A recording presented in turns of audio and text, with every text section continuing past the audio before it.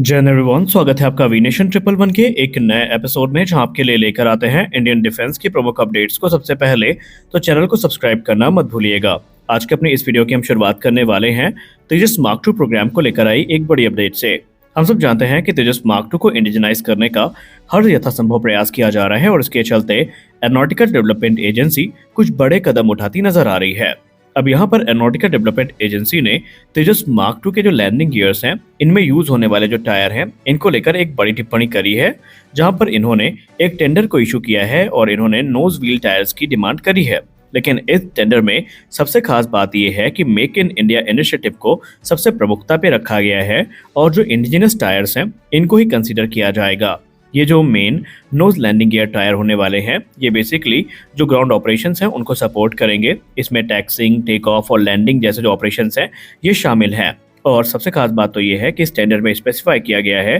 कि जो टायर है, ये हर प्रकार के जो कन्वेंशनल एयरफील्ड्स हैं वहाँ पर परफॉर्म करने के लिए रिलायबल होने चाहिए। और ये इस चीज़ को दर्शाता है कि तेजस मार्क टू में जो इंडिजनाइजेशन है उसको कितना गंभीरता के साथ लिया गया है। अब ये मूव ऐसे समय पर आया है जब एरो इंडिया में क्लियर हो गया था कि तेजस मार्क टू तकरीबन 55% से ज़्यादा बन के तैयार है और इसी वर्ष इसका रोल आउट किया जाना है। और इसी क्रम में जो एमआरएफ है वो इस प्रोग्राम को लीड करता नजर आ रहा है, जहां पर एमआरएफ ने अपने कटिंग एज जो कंट्रीब्यूशन है तेजस मार्क टू प्रोग्राम में, उनको शोकेस भी किया था। एमआरएफ ने 2 स्पेशलाइज्ड टायर वेरिएंट को अनवील किया था। इसमें से बेसिकली मेन व्हील टायर और नोज व्हील टायर शामिल हैं। और यहाँ पर इन टायर्स को लेकर एमआरएफ ये क्लेम करता है कि ये एरो मसल लाइन के टायर हैं, जिसको MRF Tejas mark two programme के लिए तैयार कर सकता है और उसमें सप्लाई भी कर सकता है। तो आने वाले भविष्य में स्पष्ट है कि तेजस मार्क टू में सिर्फ एवियोनिक, सेंसर या इलेक्ट्रॉनिक्स ही नहीं, बल्कि जो टायर जैसे कंपोनेंट्स हैं, ये भी इंडिजिनस होने वाले हैं।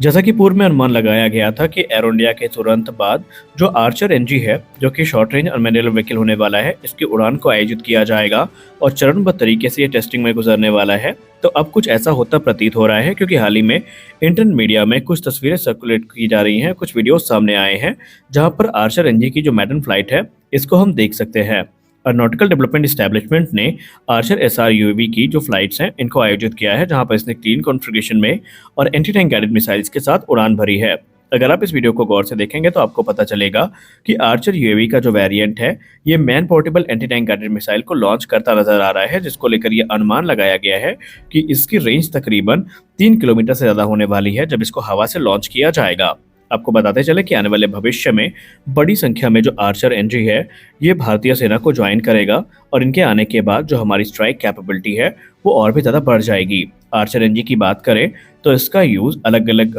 मिशन रोल्स में किया जा सकता है, जैसे कि इंटेलिजेंस गैदरिंग, सर्विलेंस और रिकॉनेसेंस मिशन में इसका यूज़ होगा। इसके अलावा ज़रूरत पड़ने पर स्ट्राइक मिशंस भी इससे एग्जीक्यूट किए जा सकते हैं, जिसमें एनिमी की आर्मर्ड कॉलम, उनके इन्फेंट्री या उनके जो हाई वैल्यू एसेट्स हैं, उनको ये जो ड्रोन है वो टारगेट कर सकता है। और ये चीज़ का प्रमाण है कि भारत ड्रोन टेक्नोलॉजी में किस रफ्तार के साथ आगे बढ़ रहा है, क्योंकि आर्चर एनजी की जो उड़ान है, इसका इंतजार हम लोग 2024 से ही कर रहे थे और अब ये चीज़ें फाइनली हो रही हैं और बहुत जल्दी आपको सेना के रंगों में ये ड्रोन देखने को मिलने वाला है। हमारे अगली बड़ी अपडेट तेजस मार्क 1A प्रोग्राम को लेकर आ रही है। तेजस मार्क 1A प्रोग्राम में प्राइवेट सेक्टर की जो भूमिका है वो लगातार मजबूत होती जा रही है और इसी क्रम में हमारी जो अगली रिपोर्ट आ रही है, ये तेजस मार्क 1A के रियर फ्यूजलाज को लेकर आ रही है, जहां पर एल्फा टोकोल के द्वारा जो पहला रियर फ्यूजलाज है तेजस मार्क 1A के लिए, ये हैंडओवर किया जा चुका है। जी हाँ, एल्फा टोकोल ने इसको प्रोड्यूस किया है और इसे एचएएल को हैंड ओवर कर दिया गया है। इसके अलावा हिंदुस्तान एरोनॉटिक्स लिमिटेड ने ऑलरेडी तकरीबन 12 तेजस मार्क 1A रियर फ्यूजलाज को बना लिया है और आने वाले भविष्य में यहाँ पर जो प्रोडक्शन लाइन में काम है वो लगातार चल रहा है। कुल मिलाकर के अब यहाँ पर हिंदुस्तान एरोनॉटिक्स लिमिटेड इस समय इसी प्रयास में है कि जल्दी से जल्दी वो अपनी कमिटमेंट को पूरा करे और जो तेजस मार्क 1A की डिलीवरी है इसको यहाँ पर शुरू कर सके। क्योंकि आपको बता दें कि इस समय इंडियन एयरफोर्स चीफ ने काफ़ी ज़्यादा एचएएल को क्रिटिसाइज किया है टाइमलाइन को लेकर और एचएएल के ऊपर बहुत ज़्यादा दबाव है अपनी जो कमिटमेंट है उसको पूरी करने का, क्योंकि हम सबको ये अवगत करवाया गया था कि मार्च 2025 तक भारतीय वायुसेना को तेजस मार्क 1A मिल जाएगा। लेकिन अभी भी तेजस मार्क 1A की डिलीवरी को लेकर कोई नई रिपोर्ट सामने नहीं आई है, जहां पर ये स्पष्ट हो सके कि भारतीय वायुसेना को तेजस मार्क 1A के लिए और कितना इंतजार करना पड़ेगा भारतीय वायुसेना इस समय ऐसी स्थिति में है जहां पर उन्हें तत्काल नए फाइटर्स की ज़रूरत है, लेकिन अभी हिंदुस्तान एरोनॉटिक्स लिमिटेड उनको सप्लाई करने में असमर्थ दिखाई पड़ रही है। इसके पीछे कारण कई सारे हैं, जिसमें जेट इंजन का एक प्रमुख कारण भी है और भी दूसरी समस्याएं हैं जिनको टैकल यहाँ पर किया जा रहा है। हमारी अगली बड़ी अपडेट आ रही है अस्त्र मार्क 2 और अस्त्र मार्क 3 को लेकर के। एक चीज स्पष्ट हो चुकी है कि अस्त्र मार्क 2 और अस्त्र मार्क 3 के लिए एक कॉमन इजेक्टर लॉन्चर को यूटिलाइज किया जाएगा और इससे जो ऑपरेशनल फ्लेक्सिबिलिटी है इन मिसाइल्स की काफ़ी ज़्यादा बढ़ जाएगी। रिपोर्ट्स में बताया जा रहा है कि एयरक्राफ्ट्स के लिए एक कंबाइंड पायलन और लॉन्चर यूनिट जो है इसको डिज़ाइन किया गया है ताकि ऑपरेशनल फ्लेक्सिबिलिटी को कॉम्बैट एयरक्राफ्ट की इन्हांस किया जा सके। टिपिकली अगर हम देखें तो इसे जब अंडर फ्यूजलाज माउंट किया जाएगा तो ये इनोवेटिव सिस्टम जो है ये एयरक्राफ्ट को बार बार इजेक्शन लॉन्चर्स पे स्विच करने की जो ज़रूरत है इसको एलिमिनेट करती नजर आएगी और फिर चाहे अस्त्र मार्क 2 हो या अस्त्र मार्क 3 वेरिएंट हो, इस पे स्विच करने में किसी प्रकार की कोई दिक्कत नहीं आने वाली है। इसके बहुत सारे बेनिफिट हैं कि अस्त्र मिसाइल के अलग अलग वेरिएंट पे स्विच करने के लिए जो इंटीग्रेशन और दूसरे प्रोसेस हैं वो काफ़ी आसान हो जाएंगे और इससे जो मिशन फ्लेक्सिबिलिटी है ये काफ़ी ज़्यादा इम्प्रूव होने वाली है। हमारी अगली बड़ी अपडेट आ रही है महिंद्रा डिफेंस को लेकर के। दोस्तों, advance medium combat aircraft programme में एक बहुत बड़ा डेवलपमेंट देखने को मिला है, जहां पर भारत का ambitious advance medium combat aircraft अपने रफ्तार के साथ आगे बढ़ रहा है। तो इसी बीच महिंद्रा डिफेंस सिस्टम को एक झटका लगा है। महिंद्रा डिफेंस सिस्टम, जो कि एक होली ओन्ड सब्सिडायरी है महिंद्रा एंड महिंद्रा की, वो इस प्रोग्राम से बाहर होती नजर आ रही है और अब जो एमका की सप्लाई चेन है, जिसमें ये माना जा रहा था कि महिंद्रा का जो पार्टिसिपेशन है वो हो सकता है ये अधर में लटकता नजर आ रहा है। अब यहाँ पर भारत अपना पहला इंडिजिनस फाइटर जो 5th जनरेशन एयरक्राफ्ट है ये बना रहा है और इसमें इंडस्ट्रियल सोर्सेज की बात माने तो टाटा सिस्टम और लार्सन एंड टुब्रो जो है ये फ्रंट रनर्स के तौर पर सामने आए हैं। ये न सिर्फ एमका की सप्लाई चेन में एक महत्वपूर्ण भूमिका निभाएंगे, बल्कि ये प्राइवेट सेक्टर कंसोर्टियम के लीडर भी होने वाले हैं, जो कि आने वाले भविष्य में एयरक्राफ्ट के प्रोडक्शन की जिम्मेदारी को भी निर्वहन करेंगे। ट्रेडिशनली अगर हम बात करें तो हिंदुस्तान एरोनॉटिक्स लिमिटेड अपने प्रोग्राम्स को खुद ही मैनेज करती है,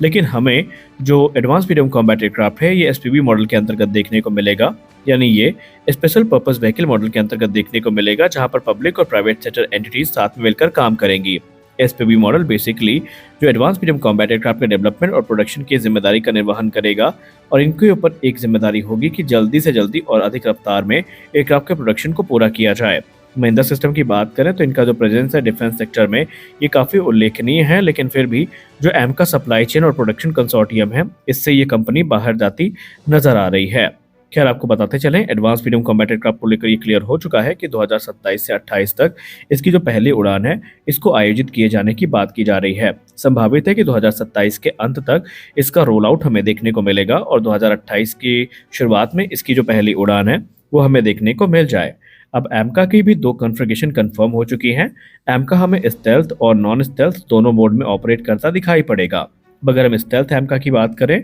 तो इसमें आपको इंटरनल वेपन बे देखने को मिलेगी और दूसरे जो स्टेल्थ फीचर्स हैं वो देखने को मिल जाएंगे, जबकि नॉन स्टेल्थ मोड में ये बेसिकली जो एक्सटर्नल हार्ड पॉइंट्स हैं वहाँ पर तकरीबन 6.5 टन तक का जो पेलोड है वो कैरी करने में सक्षम होगा और ये suppression of enemy air defence जैसे जो मिशन है उसको काफ़ी अच्छे से एग्जीक्यूट कर पाएगा। या यूँ कह लें जो लॉन्ग रेंज स्ट्राइक है, जहाँ पर एनिमी को ज़्यादा से ज़्यादा नुकसान पहुँचाना ही मिशन का ऑब्जेक्टिव होगा, उसको पूरा करने में नॉन स्टेल्थ एमका जो है ये महत्वपूर्ण भूमिका निभाएगा। तो आज के इस वीडियो में बस इतना ही। मिलते हैं अगले वीडियो में कुछ अपडेट्स के साथ, तब तक के लिए जय हिंद।